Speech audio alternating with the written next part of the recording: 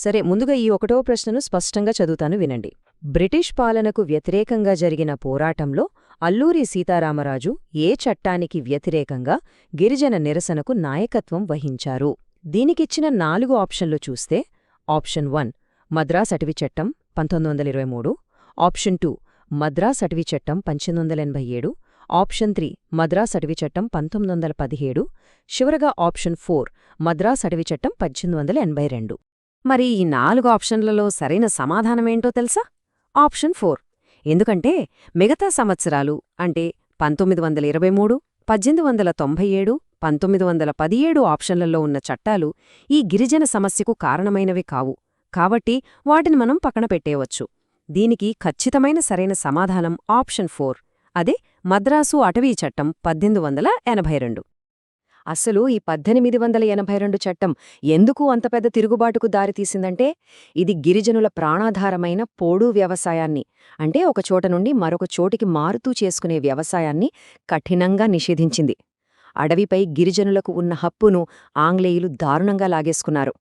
ఈ అన్యాయాన్ని ఎదురిస్తూనే అల్లూరి సీతారామరాజుగారు బ్రిటిష్ వారిపై సాయుధ తిరుగుబాటుకు నాయకత్వం వహించారు. ఇది మనం ఖచ్చితంగా గుర్తుంచుకోవాల్సిన పాయింట్. ఇప్పుడు రెండవ ప్రశ్న ఏంటంటే, రెచ్చగొట్టే దేశద్రోహ వ్యాసం అంటే క్రూరమైన విదేశీ పులి వ్రాసినందుకుగాను ఎవరికి శిక్ష విధించబడింది? మన ముందున్న ఆప్షన్లు 1 గాడిచెర్ల హరిసర్వోత్తమరావు, 2 కొండా వెంకటప్పయ్య, 3 టంగుటూరి ప్రకాశం పంతులు మరియు 4 బులుసు సాంబమూర్తి. చూడండి, ఇక్కడిచ్చిన పేర్లన్నీ మహామహులవే. కొండా వెంకటప్పయ్య గారు, టంగటూరి ప్రకాశం గారు, బులుసు సాంబమూర్తి గారు వీళ్లంతా ఉద్యమంలో గొప్ప నాయకులే. కాని ఈ నిర్దిష్టమైన తీవ్రమైన వ్యాసాన్ని రాసింది మాత్రం వారు కాదు. దీనికి సరైన సమాధానం ఆప్షన్ 1 గాడిచెర్ల హరిసర్వోత్తమరావు గారు. ఆయన చేసిన సాహసం ఎలాంటిదో తెలుసా? ఆయనేం చేశారంటే, ఆ రోజుల్లో వస్తున్న స్వరాజ్ అనే పత్రికలో బ్రిటిష్ ప్రభుత్వాన్ని ఒక క్రూరమైన పులితో పోలుస్తూ చాలా ధైర్యంగా ఈ వ్యాసాన్ని ప్రచురించారు. ఇది బ్రిటిష్ వాళ్ల పునాదులు కదిలించింది. దానికిగాను ఆయనకు కఠినమైన జైలు శిక్ష పడింది. నిజంగా గ్రేట్ కదా!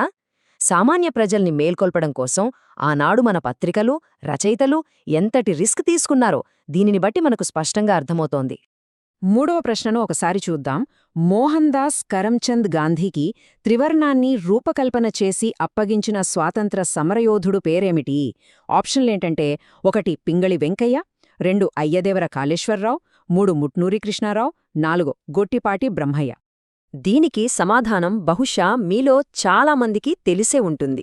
అవును, ఆప్షన్ 1 పింగళి వెంకయ్య గారు అనేది ఖచ్చితమైన సమాధానం. మిగతా అయ్యదేవర కాళేశ్వరరావు గారు, ముట్నూరి కృష్ణారావు గారు, గొట్టిపాటి బ్రహ్మయ్య గారు కూడా మన ఆంధ్ర ప్రాంతానికి చెందిన అద్భుతమైన స్వాతంత్ర సమరయోధులే. చరిత్రలో వారి పాత్ర ఎంతో గొప్పది. కాని జెండా రూపకల్పన చేసిన ఘనత మాత్రం వెంకయ్య గారిదే. ఇక్కడ విషయమేంటంటే, వెంకయ్య గారు ఊరికే ఒక జెండా గీసేలేదండి. ప్రపంచంలోని ఎన్నో దేశాల జెండాలపై సుమారు 5 ఏళ్లపాటు విస్తృతంగా రీసెర్చ్ చేసి మరీ ఈ డిజైన్ని చారిత్రాత్మక విజయవాడ కాంగ్రెస్ సమావేశంలో గాంధీగారి చేతికి స్వయంగా ఇచ్చారు. ఎంత అద్భుతమైన విషయమో కదా! బై ద వే, ఈ విజయవాడ సమావేశం గురించి మాట్లాడుకున్నాం కదా, నెక్స్ట్ ప్రశ్న కూడా దీనికి సంబంధించిందే.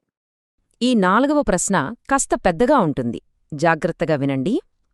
1921లో విజయవాడలో జరిగిన కాంగ్రెస్ వర్కింగ్ కమిటీ సమావేశంతో ఈ క్రింది ఏ సంఘటనలు సంబంధాన్ని కలిగి ఉన్నాయి?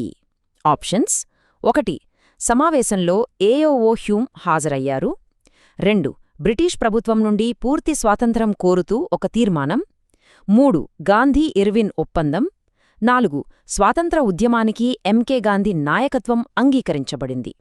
ఇలాంటి క్లిష్టమైన ప్రశ్నలు వచ్చినప్పుడే మనం చాలా అలర్ట్గా ఉండి డీకోడ్ చేయాలి. ఆప్షన్ 1 చూడండి, ఏఓ హ్యూమ్ గారు కాంగ్రెస్ స్థాపకుడు, ఆయన కాలం చాలా పాతది, సో అది రాంగ్. ఆప్షన్ 2 పూర్ణ స్వరాజ్య తీర్మానం, అది 1929 లాహోర్ సమావేశంలో జరిగింది.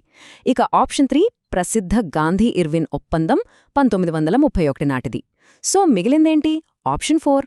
కాబట్టి 1921 విజయవాడ సమావేశానికి ఖచ్చితంగా సరిపోయే ఏకైక సరైన సమాధానం ఆప్షన్ 4. అసలు ఆప్షన్ 4 ఎందుకు కరెక్ట్ అంటే, 1921 విజయవాడ సమావేశం మన జాతీయ ఉద్యమంలోనే ఒక పెద్ద టర్నింగ్ పాయింట్ అండి. ఇక్కడే మహాత్మా గాంధీగారి నాయకత్వాన్ని యావత్ భారతదేశం పూర్తిగా అంగీకరించింది. అంతేకాదు ఉద్యమం కోసం ₹1,00,00,000 తిలక్ స్వరాజ్ నిధిని వసూలు చెయ్యాలని, ఇంటింటికీ చరఖాలను పంపిణీ చెయ్యాలని కూడా ఇక్కడే కీలక నిర్ణయాలు తీసుకున్నారు.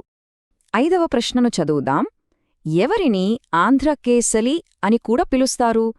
ఇది చాలా డైరెక్ట్ ప్రశ్న. దీని ఆప్షన్లు చూస్తే 1 గౌతులచ్చన, 2 ఎన్జీ రంగా, 3 టంగుటూరి ప్రకాశం మరియు 4 పొట్టి శ్రీరాములు. నిజానికి ఇక్కడ ఆప్షన్లో ఇచ్చిన వ్యక్తులందరూ మన ఆంధ్ర చరిత్రలో ఆణిముత్యాలే.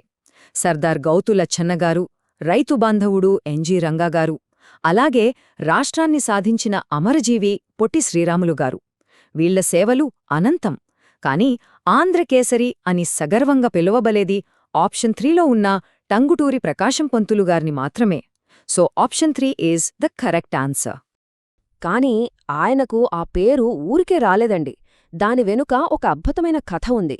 1927లో సైమన్ కమిషన్కి వ్యతిరేకంగా మద్రాసులో పెద్ద ఎత్తున నిరసనలు జరిగినప్పుడు బ్రిటిష్ పోలీసులు కాల్చడానికి తుపాకులెక్కుపెడితే ఏమాత్రం భయపడకుండా తన చొక్కా విప్పి దమ్ముంటే నా గుండెమీద కాల్చండిరా అని సింహంలా గర్జించాడు.